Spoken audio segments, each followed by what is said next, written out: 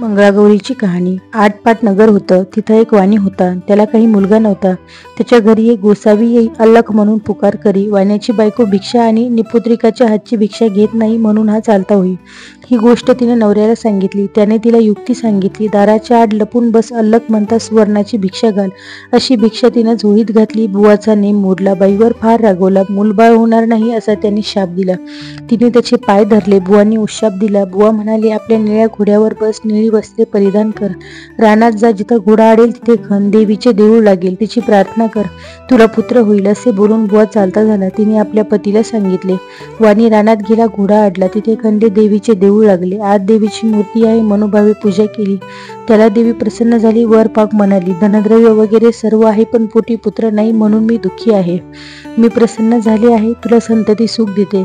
अल्पायुषी पुत्र पाहिजे तर गुणी मिळेल, दीर्घायुषी घेतलास तर जन्मांत होईल, कन्या घेतलीस तर बालविधवा होईल, अशी इच्छा असेल ते माग। याने अल्पायुषी पुत्र मागितला। देवीने सांगितलं, माझ्या मागल्या बाजूस जा, तिथे एक गणपती आहे, त्याच्या मागे आंब्याचं झाड आहे, गणपतीच्या दोंडावर पाय दे, एक फळ घे, घरी जाऊन बायकोस खाऊ घाल, म्हणजे तुझा कार्यभाग होईल। नंतर देवी अदृश्य झाली।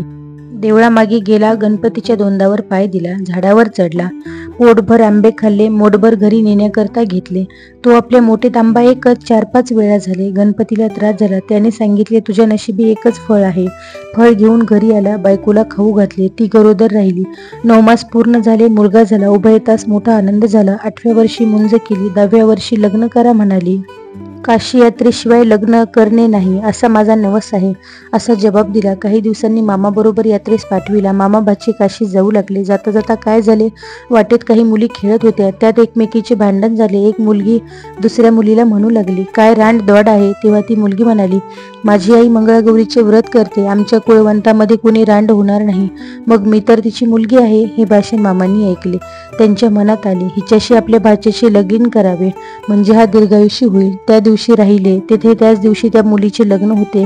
लग्नाच्या वेळेस नवरा मुलगा मांदा झाला। मुलीच्या आईबापास पंचायत पडली, कोणीतरी प्रवासी मिळेल तर त्याला पुढे करून वेळ साजरी करू म्हणून धर्मशाळा पाहू लागले। मामा भाचे दृष्टीस पडले, मामापासून भाच्यास नेले, गोरज लग्न लावले। उभय तास गौरी हरापाशी निजविले, दोघे झोपी गेली।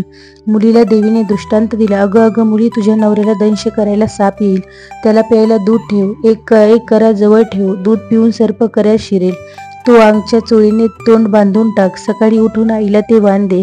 तिने तसे केले, दृष्टांताप्रमाणे घडून आले। काही वेळाने तिचा नवरा उठला, भूक लागली म्हणू लागला, लाडू खायला दिले। फराळ झाल्यावर त्याने अंगठी दिली। पहाटेस उठून ताट घेऊन बिऱ्हाडी गेली। मामा भाचे मार्गस्थ झाले। दुसऱ्या दिवशी काय झाले, हिनं सकाळी उठून स्नान केली, आपल्या आईला वाण दिलं। आई करा उघडून पाहू लागली, तो आत हार निघाला। आईनं कन्येच्या गळ्यात हार घातला, पुढे पहिला वर मांडवात आला, मुलीला खेळायला आणली। ती म्हणाली, हा माझा नवरा नाही, मी याच्याबरोबर खेळत नाही। रात्रीच्या लाडवाची व अंगठीची खूण काही पटेना। आईबापांना काळजी लागली। नंतर त्यांनी अन्नछत्र चालू केलं। ब्राह्मण येईल, त्याचे पाय अंगठी घालून धुवावेत, भावांनी गंध लावले आणि बापांनी विडा द्यावा, असा क्रम चालू केला। इकडे मामा भाचे काशीस गेले। एके दिवशी भाष्यास मूर्छा आली, यमदूत प्राण न्यावयास आले, तेव्हा मंगळागौर आडवी आली। त्या दोघांचे युद्ध झालं, यमदूत पळून गेले, गौर तिथं अदृश्य झाली। भाचा जागा झाला तसा आपल्या मामास सांगू लागला, मला असं असं स्वप्न पडलं। मामा म्हणाला, ठीक आहे, तुझ्यावरचं विघ्न टळलं, उद्या आपण घरी जाऊ। परत येऊ लागले, लग्नाच्या गावी आले, तयावर स्वयंपाक करू लागले। दासीने येऊन सांगितलं, इथं अन्नछत्र आहे, तिथे जेवायला जा। हे म्हणाले, आम्ही परान्न घेत नाही। दासींनी यजमानीस सांगितलं, ह्यांनी पालखी पाठवली, आदरातिथ्यानं घरी नेलं। पाय धुताना मुलीनं नवऱ्यास ओळखलं, नवऱ्याने अंगठी ओळखली। आईबापांनी विचारलं, तुझं जवळ खूण काय आहे? त्यानं लाडवाचे ताट दाखवले। सर्वांना आनंद झाला, भोजन समारंभ झाला। मामा भाच्या सून घेऊन घरी आले। सासूने सुनेचे पाय धरले, तुझ्यामुळं माझा मुलगा वाचला, असं म्हणाली। तिनं सांगितलं, मला मंगळागौरीचं व्रत असतं, ही सगळी तिची कृपा। सासर माहेरची घरची दारची सर्वजण जमली आणि त्या व्रताचे उद्यापन केले। तिला मंगळागौर प्रसन्न झाली, तशी तुम्हा हो आणि आपले सौभाग्य अखंड राहो, इतकीच देवाची प्रार्थना करा। ही धर्मराजाला कृष्णाने सांगितलेली 60 उत्तराची कहाणी 5 उत्तरी सफळ संपूर्ण।